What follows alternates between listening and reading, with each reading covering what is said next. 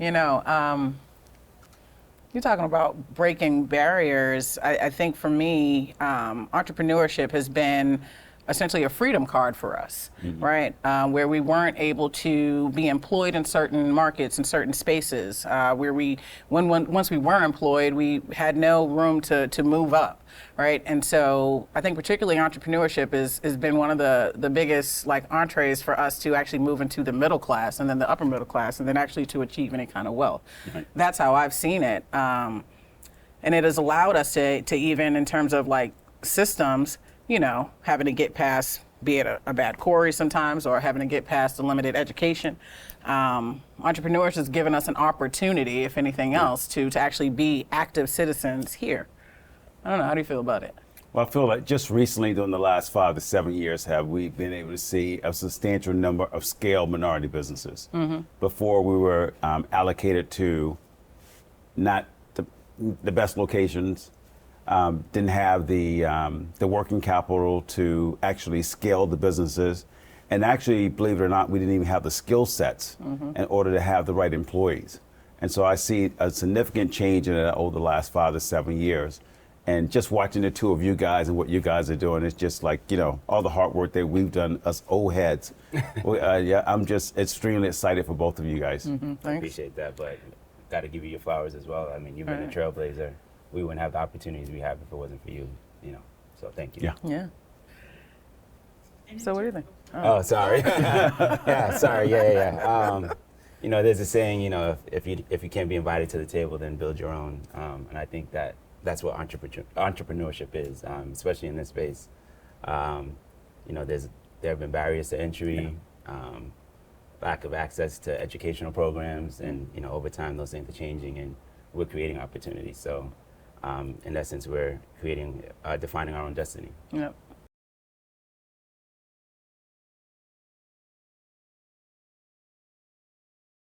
Very interesting. I had this conversation last night, and I think that another thing that we're seeing today compared to the opportunities that we had early on is partnerships.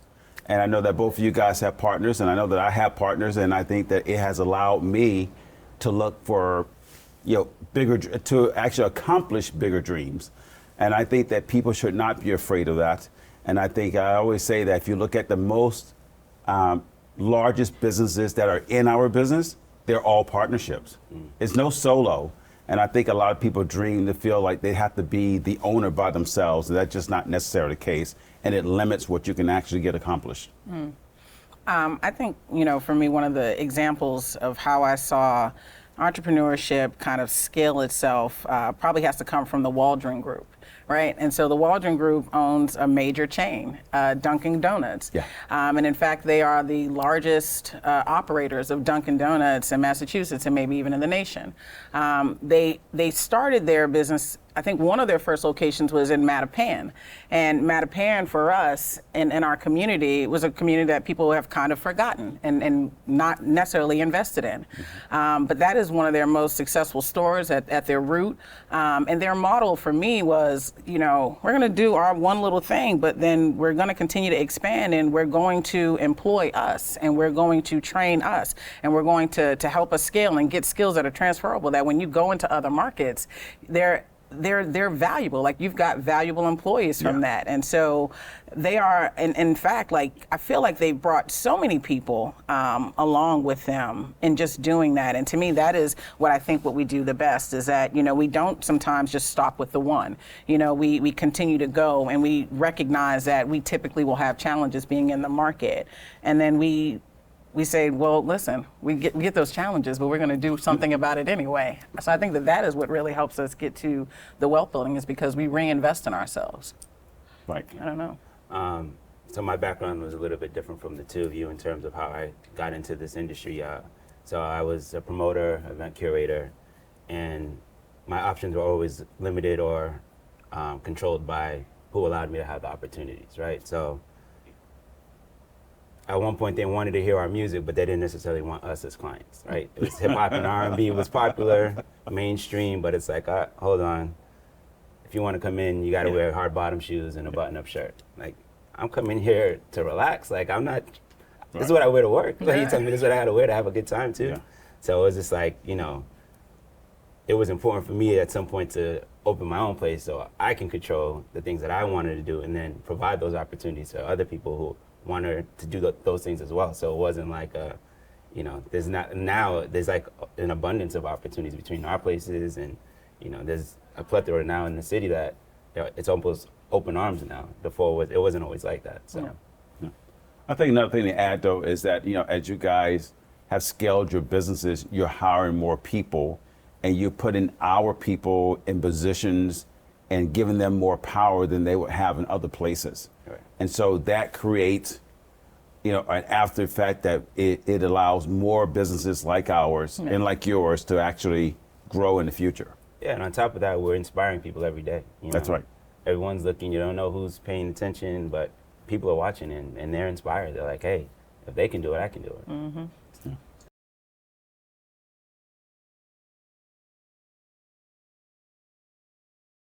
It's funny, I like to say that I use Hue as a space to build community, and that can be all different types of community. It can be, the space of like, we have a sneaker industry here in Boston. Yeah. So I've tried to create a space where like all of the people of color who work in the sneaker industry can come together and break bread in Hue. We have a lot of athletes here in Boston. I actually created something called Hue Community, where I had a couple of Patriots speak to a group of students that are playing flag football. Yeah. And they talk to them about what does life look like if you don't go pro, because there's only a small percentage of kids will go on to even play D1, let alone go on to play football professionally. So and just being prepared for those other things in life. Yeah. So I mean, community can look like a lot of things, but it's just important to have spaces where you can gather and feel safe doing it.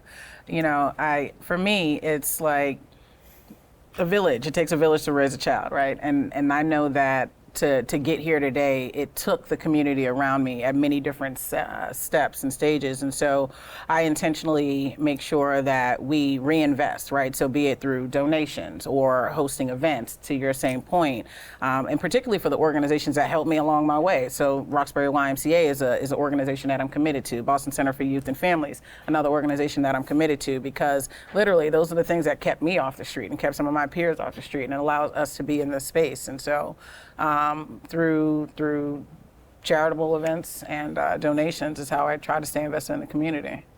Yeah. Well, I say that Boston's one of the best cities in America, and it has so many amenities, and it's just, it just feels good that we're now part of those amenities.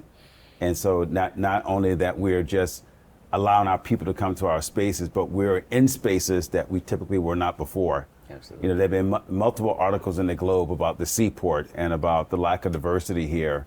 But with the weekend events that they're doing on the outside, with you being here, I mean, the whole face of the seaport has changed. And I think that with the new leadership in the mayor's office, they are absolutely pushing diversity and community. And I'm coming from a meeting with the mayor, and she talked about how this city needs to be inclusive, and every decision that she makes involves inclusion. And that's really important. Yeah, and I think we're moving in that direction. I Yeah. think, and I say it all the time, like, I don't mind being the first, but I don't want to be the last. Right. I'm trying to get through the door and hold Sure. it open for the next person. Yeah. Sure. Well, I would say to that point about not being the first and not being the last, and developing community, mentorship is super important, right? I think almost every person who comes to work for a Daryl's or a Grace or a Hue, for me personally, I'm also trying to mentor them along the way. I'm trying to figure out what their long game is. And so how does this, position right now play a part in their long game? And I think that is a piece that is so often missed, is that I care more about than this transaction of us working together or working through this moment, but I actually care about what your future looks like and how I can be a part of it right now.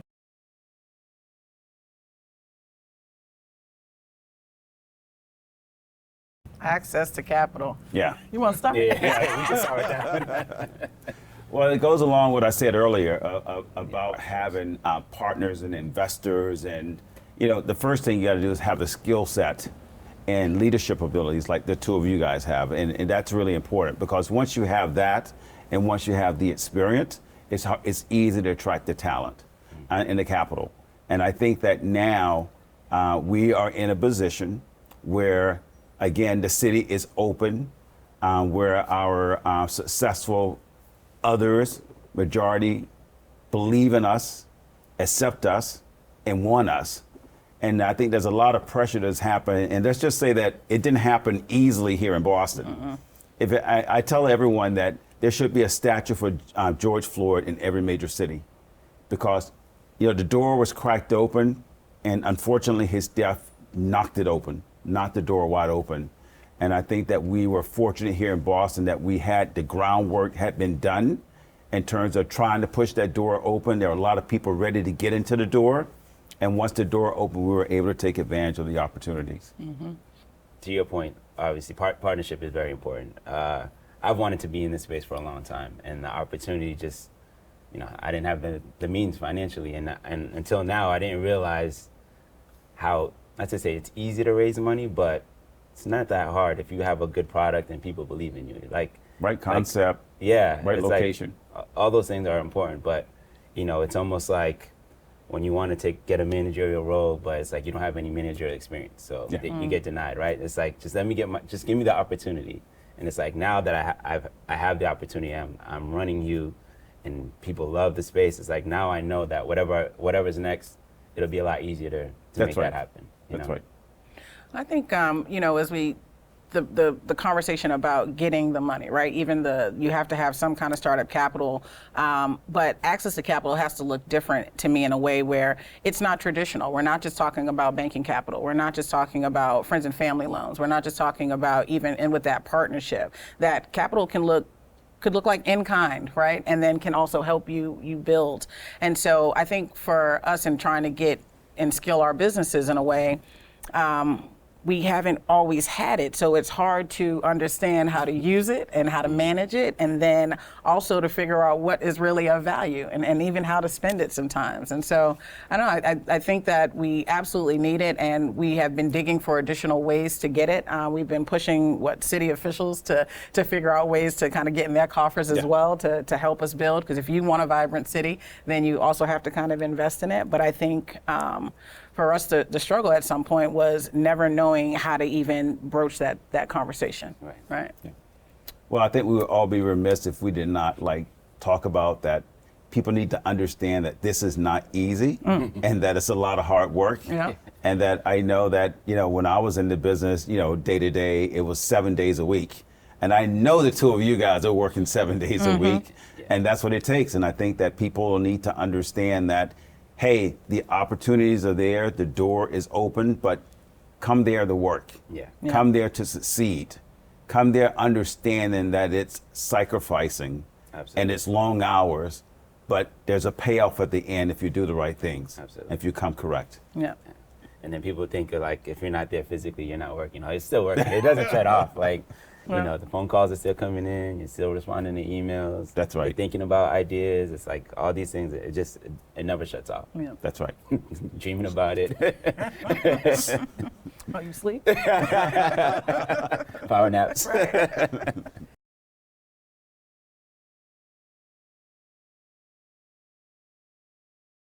I would say just to continue to patron, for one, coming, being very intentional about where you spend your dollar. In Boston, it's going to be easy by default to spend your money in a white-owned establishment. I mean, it's Boston. Yeah. You have to really be intentional about where you want to go to support Black-owned businesses. I think it starts there, and then, word of mouth, sharing your experiences and telling other people to come visit when, they're thinking about where they want to go, celebrate a birthday or have dinner or celebrate an anniversary, whatever it is. There are plenty of options now that, that we can provide those spaces. Yeah, I mean, that's it, right? You got to show up first, right? And that's what we're asking people to do, is show up. But even speak up, say our names in spaces that we're not present. When people are talking about what potentially could go here in this development, I've got 17 at least great entrepreneurs that I know that might be looking for expansion. And then, I guess keep having these kind of conversations, right? Yeah, yeah. And I think your point about making sure that we show up and that we actually be deliberate about where we go and we spend our dollars. You know, I hear often about, oh my God, you know, you own so-and-so. I used to go there all the time. And I asked the question, when's the last time you've been there? Oh, about 5 years. I was like, well, you know, where are you spending your dollars? You know, you got to always ask people that. And sometimes people are taken back from it. But I think that we need to be, you know, upfront and let people know that it's important that you show up. It's important that you show up. But even to that point, if you don't show up for the last 5 years, I'm also okay with that as long as you tell 50 people to show up in your stead. Right? I'm okay. Somebody got to come. Right. And then the other thing, and I know, I feel like we're hardest on our own people is not to be, no pun intended, but give us a little grace, right? Yeah. Especially if you're less than a year old, you're still trying to figure it out. We're not perfect. It takes time. We're improving every day. And, you know, sometimes, you know, people take to social media or leave a review and they don't realize how detrimental that could be to like someone's business. I was saying something yesterday. People are like, well, tell us about a moment where you failed and how you got over that. And folks were sharing their stories about, well, it was this long time and however many years, and then I had this failure moment, and then I got back from it. And I said, I get so comfortable with failure in a way that I think is really healthy. In our industry, we might fail 12 times in a night. You know, we might fail this table right here. We might fail this particular person. And what I said is that's an opportunity for us to just get better. And so when you do patron our businesses to that point, and we might fail you in that moment, which you might want to look back and say, dang, that might be an opportunity for maybe I can lend some advice or lend some help. You know, I see that this may not have happened. Do I need to offer you some training? Or, you know, I have a great consultant that might be able to fix this for you, right? So that we can continue to get better. Yeah. Well, how does it happen to you guys? You guys are out and somebody walks up to you and say, hey, I was in your place 4 months ago and I really had a bad experience. I'm like, I used to always respond that way and say, hey, I can't do anything about it now. It would have been nice the next time something like this happens for you to call me, email me, or let a manager know versus carrying that on. And I don't know who else you told that to. But, you know, it's really important that the audience understands that, you know, positive feedback is important. And the sooner the better versus letting it linger on. Yeah, and it doesn't always have to be positive, to your point. Just let me know. Yes. You know, especially if you know me personally. Like, I don't want to hear about it on social media. Like, pick up the phone and tell me you had a bad experience. Or 3 or 4 months later. Or you know, and then it's like, and also, I feel like it's always, people have more energy for negative than positive. Like, you're going to hear about the negative way more than, you know, like, not say way more. But people don't leave the positive reviews as much as they would, you know.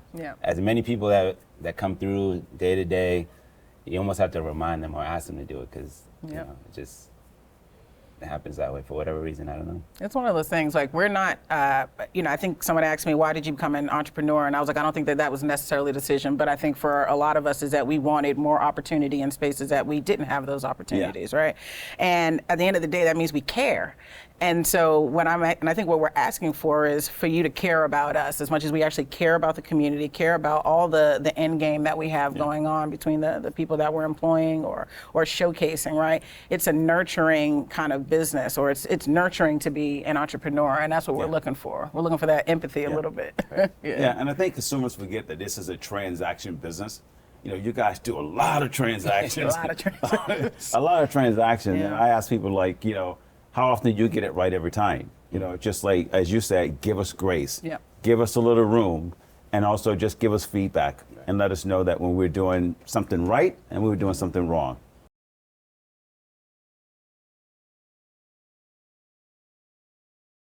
Well, I would say that, you know, when I first took over Bob the Chefs back in 1990, that's a long time ago, within the first 6 months, I turned the back room into an art gallery because I remember that's when I had started collecting art, and we did not have a black art gallery in Boston. We had one that a woman owned on Newberry Street and then on Columbus Ave, and she actually, for whatever reason, went out of business. But there was no place to get black art, and it was very successful. But then I started meeting artists because Paul Goodnight and Aqua Homes, they were rotating the art out of there and introducing me to artists.